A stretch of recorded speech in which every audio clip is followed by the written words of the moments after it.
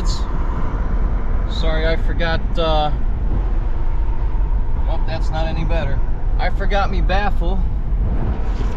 And I gotta get something off the dashboard so you can see better. There we go. So, I am traveling down the National Road. For those of you who don't know, it is formerly Maryland Route 144, now known as the Old National Road, and it is one of America's most historic highways. And I'm traveling down this road right now because today would be July 9th, and that makes it the 161st anniversary of the Battle of Monacacy, the battle that saved Washington.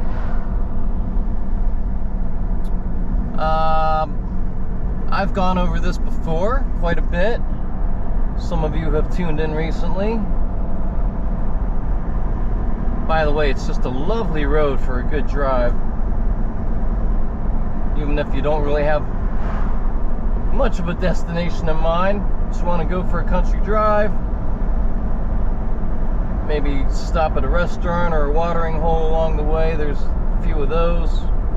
But anyways, this is the road that Lew Wallace took from Baltimore when he was manning what's known as the Middle Department.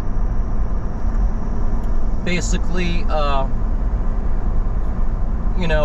Baltimore, as I think everybody knows, kind of sort of lies between two other very important cities, Philadelphia and Washington. And in 1864, those darn Rebs made one last attempt at a northern excursion, a northern invasion. And you try again. Well, on the third time, they actually had some success. The Battle of Monacacy was a Confederate victory, although any Marylander who likes the Civil War will tell you it was also a Union success, because Lew Wallace, here's some horses, Lew Wallace and co., okay, also including two very notable folks, James Ricketts, who some of you are familiar with from other battles, pretty much all the other major battles of the Army of the Potomac, here in the Mid-Atlantic, including Antietam. He was joined by James Ricketts, and there was also a Lieutenant George Davis, who played a very significant role as well. But it was Wallace who answered the call. And I kind of want to make clear that, well, you know what, always feel free to correct me if I am wrong, but I am pretty sure that Wallace took on the task before he knew or really had any good inkling that he would be supported. In other words, Wallace was going into a battle that not only he knew he would lose, but he would lose handily. Okay? I'm pretty sure he knew about the size, the strength of the Confederate troops, and he was greatly outnumbered by old Jube.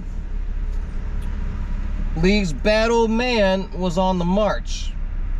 Now, Jube was originally tasked with kind of also clearing a path into Shenandoah, and getting rid of Union forces who were beginning to make trouble there again. And that's a whole nother story. I've also told some of that story. That's a fun story. But Lee told Jube that if he had success in the Shenandoah, which he did, that he, okay, let me quickly tell this story. This is a fun story. So down in Southern Virginia, a bit to the west of Richmond and all that, I believe the nearest town might have been Lexington, Virginia. There's another town there that I might be more accurate, but it's on the tip of my tongue. Anyways, fairly deep in Virginia, towards the southern end of the Shenandoah. I always get this mixed up. David or Davis Hunter, or Hunter Davis, I'm sorry, okay? He was down there, he was one of the Union folks down there, and he got tricked by old Jube, because I think at the time Jube's forces weren't that great. You know, I believe he picked up some more along the way, but I think Jube was outnumbered, the one who was outnumbered at that point.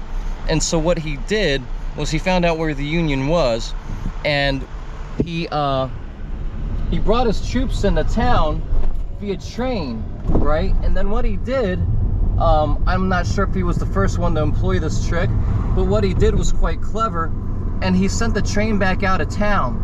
Then he instructed the conductor of the train to loop the train back into town, and he kept doing this. And every time that he did this, he would have people cheer and maybe a small band play and all that stuff.